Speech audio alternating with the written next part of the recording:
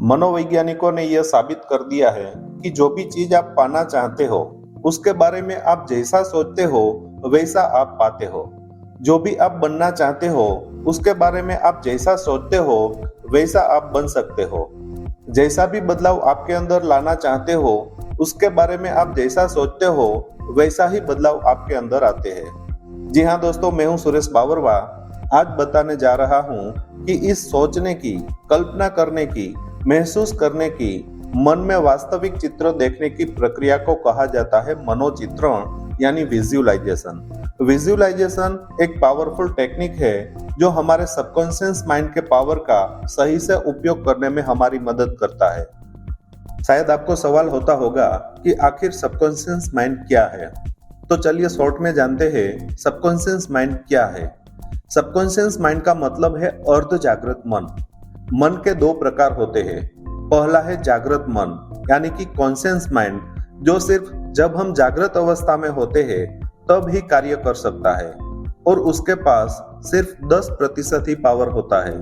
और दूसरा है अर्ध जागृत मन यानी सबकॉन्शियस माइंड, जो जागृत अवस्था में कार्य करता है, साथ में निद्रा अवस्था में भी कार्य करता है, यानी 24 घंटे कार्यरत रहता है और उसके पास ओ माय गॉड 90% पावर होता है। यह सबकॉन्शियस माइंड एक बड़ा जादूगर है जो हमारी हमेशा मदद करता रहता है। एक तरह से वह हमारा गुलाम है जो हमारे सभी आदेश को मानता है और उस पर कार्य करना शुरू कर देता है। अगर आप उसे नकारात्मक चीजें जो आप नहीं चाहते हो उसके बारे में भी आदेश देते हो तो वह उसका भी पालन करना शुरू कर देता है। अगर आप उसे बोलते हो कि मैं दुखी हूँ तो वो बोलेगा जी हुजूर और बिना वजह आपको दुखी कर देगा। और अगर आप उसे बोलते हो कि मैं खुश हूँ तो वो आपको बेवजह खुश रखने में मदद करेगा। उसे आज्ञा यानी कमांड देने की टेक्निक को बोलते हैं विजुअलाइजेशन। अगर सही से विजुअलाइजेशन नहीं किया जाता है तो उसका हमारे सबकॉन्शियस माइंड पर कोई प्रभाव नहीं पड़ता।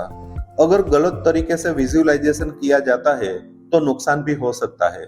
इसीलिए सही तरीके से और सकारात्मक विजुअलाइजेशन करने से आप जैसा भी रिजल्ट पाना चाहोगे वैसा ही रिजल्ट आपको मिलता है। अब हम जानते हैं कि विजुअलाइजेशन कब करें ताकि उसका ज्यादा से ज्यादा फायदा हम उठा सकें। अपने अवचेतन मन यानी सबकॉन्शियस माइंड का अच्छे से प्रोग्रामिंग करने के लिए आदर्श समय है हमारा अर्ध जागृत अवस्था यानी अल्फा स्थिति, जिसका मतलब होता है जब हम ऐसी स्थिति में है जब हम जागृत अवस्था में भी नहीं होते हैं और पूरी तरह से निद्रा अवस्था में भी नहीं होते हैं। ऐसी स्थिति से हम दिन में 2 बार कुदरती तौर से पसार होते हैं। एक बार जब हम नींद से उठते हैं तब, और दूसरी बार जब हम सोने जाते हैं तब। ऐसे समय पर यानी सुबह उठने के समय या रात को सोने के समय अगर विजुअलाइजेशन किया जाए तो हमारा अवचेतन मन यानी सबकॉन्शियस माइंड उस पर अपनी प्रतिक्रिया देना शुरू कर देता है और जो भी आपने विजुअलाइज किया है उसे सच में बदलने के लिए आपको ऐसे ऐसे रास्ते दिखाता रहेगा जो आपके गोल तक जा रहे होते हो। हम अप्राकृतिक तरीके से भी अल्फा स्थिति में जा सकते हैं। दिन में कभी भी रिलैक्सेशन करके आप अल्फा स्थिति प्राप्त कर सकते हो।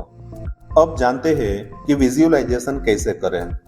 अल्फा स्थिति में जाकर हमारे अवचेतन मन को हमें चाहिए वो मिल चुका है।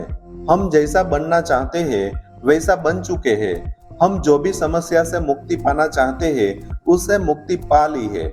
ऐसे लाइव दृश्य दिखाने होते हैं। पूरी तरह वास्तविक अनुभूति और पूरी चाहत के साथ दृश्य दिखाने से हमारा सबकॉन्शियस माइंड उस पर बहुत जल्द एक्शन लेना शुरू कर देता है और प्रकृति ऐसे ऐसे रास्ते हमें दिखाती है जो हमारे गोल तक जाते हो। समझ लो, अगर आप अच्छी कार लेना चाहते हो, आप ऐसा विजुअलाइज करें, ऐसा महसूस करें कि आप उस पर्टिकुलर कार में बैठे हो और आप कार चला रहे हो।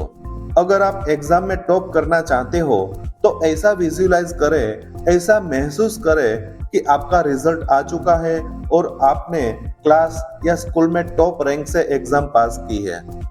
अगर आप या आपका बच्चा कक्षा 5 से 12वीं के छात्र है तो हमने परीक्षा में अच्छे मार्क्स लाने के लिए, परीक्षा का डर दूर करने के लिए और कॉन्फिडेंस बढ़ाने के लिए एक साइंटिफिक विजुअलाइजेशन तैयार किया है जिसे सुन के आप अद्भुत परिणाम पा सकोगे। इस वीडियो के नीचे उसकी लिंक दे दूंगा, आप वहीं से एनरोल कर सकते हो। उम्मीद करता हूँ कि आपको यह जानकारी अच्छी लगी होगी। अगर वीडियो पसंद आया हो तो लाइक करके मेरा हौसला जरूर बढ़ाए। यह जानकारी दूसरे लोगों तक भी जरूर पहुंचाए। इस चैनल पर अगर आप नए हो तो ऐसे ही उपयोगी वीडियो के लिए चैनल को सब्सक्राइब जरूर करें। धन्यवाद।